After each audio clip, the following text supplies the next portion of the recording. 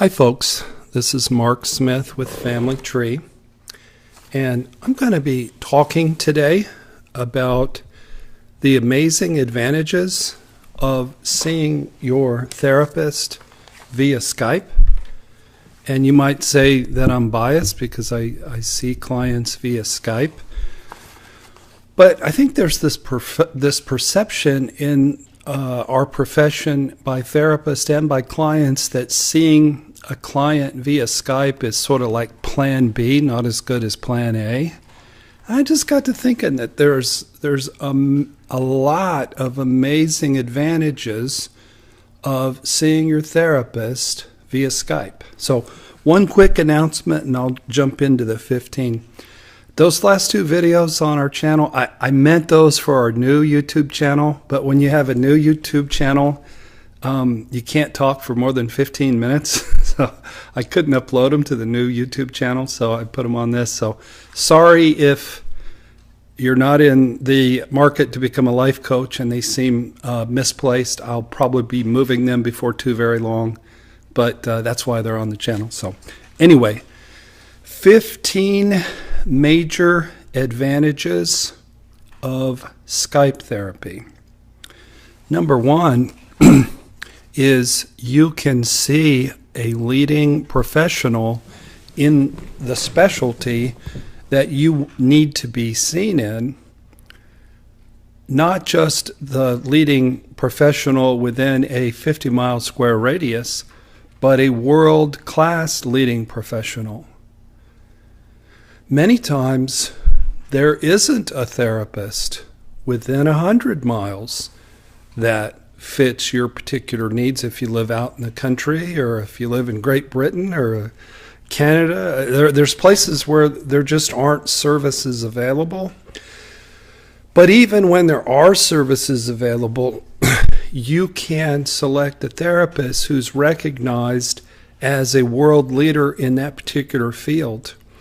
One of my heroes, and he's like a venerable grandfather of the psychotherapy faith, is a man named Irvin Yalom. And he's 85 years old. He lives out in San Francisco, and he's written textbooks, and he's written many books, and he just loves to do him some therapy. And I saw recently that he spoke to a conference. The conference was a bunch of therapists who do all of their therapy via texting. All of their therapy is via texting. How about that for a model? And it works. And here's Irvin Yalom, the most respected therapist on the planet, speaking at their conference via Skype. He's 85 years old. He's sitting at his desk and he's Skyping into the conference of therapists who text as their only modality of therapy. Times has changed, folks. Anyway, I'm just saying that here is perhaps the world's most respected authority on therapy, Irvin Yalom, and he does Skype work. So anyway, you can see a world-class leader. If you have narcissistic abuse syndrome, you can find somebody who has experience with that and is a therapist and can help you heal. Or any other specialty. Your ability to shop for a therapist gets expanded to the entire world instead of just the surrounding city and the surrounding areas of that city, which is, you're going to get a much better, much more experienced, much more talented therapist. The second thing is, how do you pick one of these therapists that's known around the world? You've either seen them on YouTube, or in Irvin Yalom's case, you maybe read one of his books. I've been listening to his books. He writes a lot, and he's a very good writer. He writes fiction, and he writes books about therapy. So my point here is you're going to walk into that therapist's office, whether it's listening to a book, reading a book, watching YouTube videos, and you're going to feel like you already know that person. You're a big fan. Many times I'll be working with a new YouTube referral client, and they know everything about me. I've made like almost 300 videos, and they've watched most of them. They know about my mom. They know about my dad. They know about my little sister. They know about my shattering. They know about my marriage. I can't tell them any stories because they've already heard all my stories. But that's a good thing. When you have a relationship already established, it's a one-way relationship, but you know who that person is. And it brings me to the next thing is you trust them and you respect them. They earned the trust in the words in the book or by the words in the video. So you know them already. Man, you walk into a typical old-fashioned, I was referred by somebody at work therapist, you don't know anything about them. They could be average or very subpar, and you wouldn't know. Maybe your person at work isn't the world's finest authority on therapy, and you're walking into a crapshoot. Whereas if you do your research, you know what you're getting. I had a new face-to-face couple come in on Friday, and this guy had done a lot of research. I said, "Why'd you pick me?" And he told me exactly why, and he was exactly right on with what he said. He knew what he was going to get before he walked in the door, and that's what you get when you can shop on Skype. Number 4 reason is you don't have to get in the car and drive all the way over there to see them. There's this therapist I worked with in downtown Indianapolis who I worked with for years. His name is Rick Gustafson, and he's an addiction specialist, and he'd give me a hug when I showed up and a hug when I left. And I love going to that guy, but it's an hour away. And it's an hour into downtown Indianapolis and out of downtown. So it became too hard to go down there. I see a therapist now in the same building that I happen to have lunch in every day. It takes me 3 minutes to take the elevator up to her office. Not everybody has that kind of setup. But if you use Skype, you can see your therapist during a work break, or you can see them in the comfort of your home, and you don't have to go out into the cold weather. It's cold today. It was warm yesterday. It's cold today. Another feature that you may not think about if you're a younger married couple and you have little ones who crash and go to sleep about 7:30, they can go to sleep and you can have your couples therapy session at home without a babysitter. I mean, that's a big issue. A lot of people, it's hard for them to get to therapy because if the babysitter cancels, you can't come. But with the amazing invention and technology of being able to transport yourself into the office of the therapist, the kiddos can be snoozing while you're taking care of marital business. Number 6, you're in the safety of your home. Your pets are around you. You're sitting where you're comfortable. Generally, people, if they have a laptop or if they use their phone, they find their most safe, comfortable place in the house, and that's where they have the therapy session. Number 7, if you have to wait a few minutes, if your therapist is delayed a few minutes, like I'll be honest with y'all. I tend to run 10 to 15 minutes, like more 10 than 15, but sometimes 15.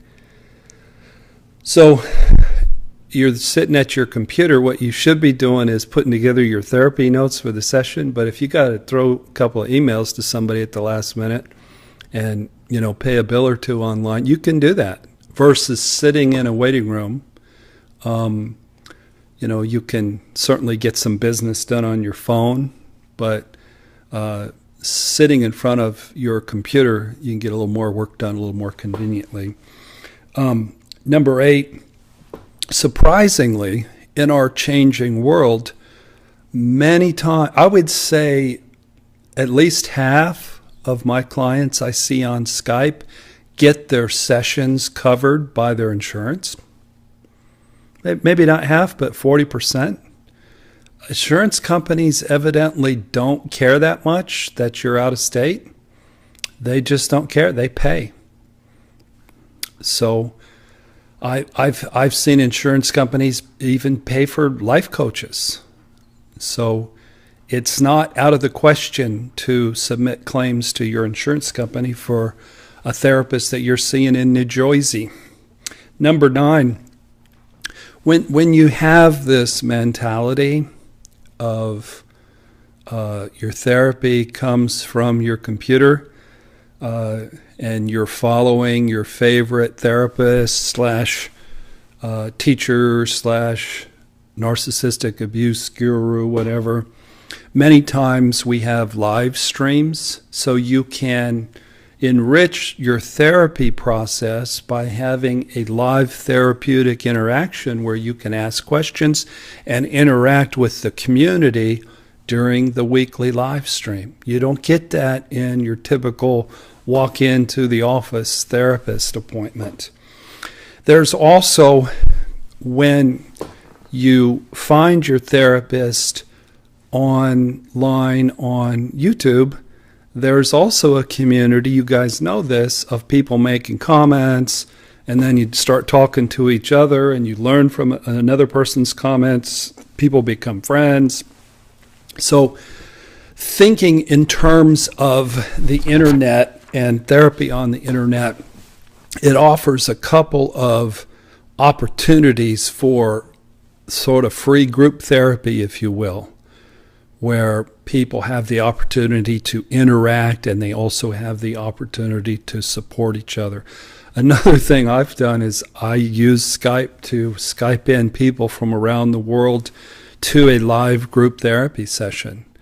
So we'll have 5 live guys and one guy from Belgium and one guy from Taiwan, and it works just fine. It's a little technology, a little weird, but we work through it, and it really does work. Number 11 point is, if you have a really reluctant husband who would rather take a stick in his eye than go sit in a therapist's office, there's a better chance that he'll sit in his own living room and have a Skype appointment than to walk the walk of shame into a therapist's office, where if he hasn't been to a family systems therapist, generally therapy for men is instead of having one person telling you how much you suck, now you got 2 people telling you how much you suck, but you got to pay that other person a lot of money for telling you how much you suck. That doesn't sound fun. It's hard enough being at home and just having one person tell you how much you suck, but it's hard to go pay a lot of money to have 2 people tell you how much you suck, or at least that's what they think is going to happen. That isn't what happens when they come to my office, to family tree counseling. Both parties find out that neither of them suck, but both of them are equally responsible for the issues in the marriage. Number 12,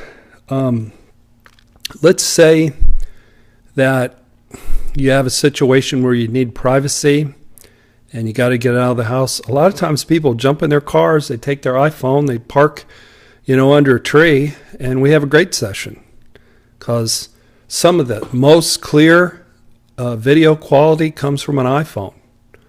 So I actually one time had a couple in crisis, major crisis, and they were driving to Disney World, and the kids all had on earphones listening to various devices, and we quite literally had a therapy session while they were driving their car. I wouldn't recommend that. That wasn't what I normally would do. I would insist people not have the kids around and park the car and not be going 65 miles an hour in the middle of a therapy session. But it worked that day, and it helped a couple out of crisis that day. And I wouldn't recommend doing your therapy while you're driving around, not at all. But you can go park and have a very effective, very private little therapy office that has good acoustics and very good video. Number 13 advantage of doing therapy on Skype is, let's say you're traveling for business and you normally meet on a Wednesday evening at 6 o'clock p.m. and you're in Timbuktu and your meetings are over for the day, you can still have your therapy session. You don't have to be at home, get in a car and go to an office to have the therapy session. Even if it's couples therapy session and you normally meet in your living room with your wife, you can both very easily and very quickly Skype in and both be on the call, and it isn't much different than both of you being in the living room talking to the therapist. Number 14, this Irvin Yalom talked about how therapeutic and how insightful and how cool it is to occasionally have a home visit where you sort of get the sense of a person by their environment. And that's what Skype does. People don't walk me through their house and give me a tour by any stretch. A couple really rich people have done that. But you do get a sense of their space.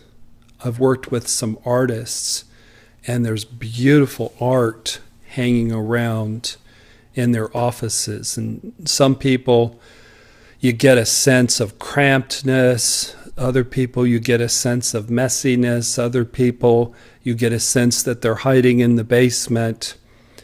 But it's a form of a lost art, a therapist making a home visit, which is clinically relevant and helpful. I have found it helpful with most of my clients. I'm not trying to snoop. I just notice what's going on in their house, and I get a sense of them. The last thing, you may not know this, but it's been very helpful for some of my clients, and that it's very, very easy to record your Skype therapy session.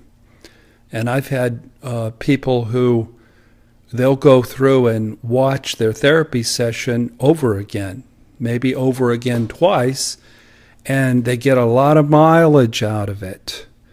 I used to go see an Imago therapist, and he would videotape every session, and your homework was to watch the videos. So if you're someone who's really committed to the work and there's volatility in the session, you hit a little button and you can record that thing and then review it, and it enriches the therapeutic experience. So there you have it. There's 15 reasons that seeing a therapist on Skype is better. It's more convenient. It's more modern. It's more mobile. It allows you to fit therapy sessions in where you normally couldn't fit therapy sessions in. So it's not plan B, it's plan A. Because when I'm working with a couple, I've got this big flat screen TV. It's like they're sitting right in front of me. And the only boogaboo is if you have really bad Wi-Fi. It might freeze momentarily, once or twice, just momentarily, and it's a little bit of a distraction. Other than that, it's magic, and it's just like you're there. and it's using technology in a way that's very efficient and very convenient. If you haven't joined our YouTube channel, please subscribe. Join us on Tuesday night at 8 o'clock for our live stream show that we call Church for the Narcissistically Abused. And visit our website where I have lots of books about lots of subjects that you can download, familytreecounseling.com. I'll see you on Skype, folks. Take care.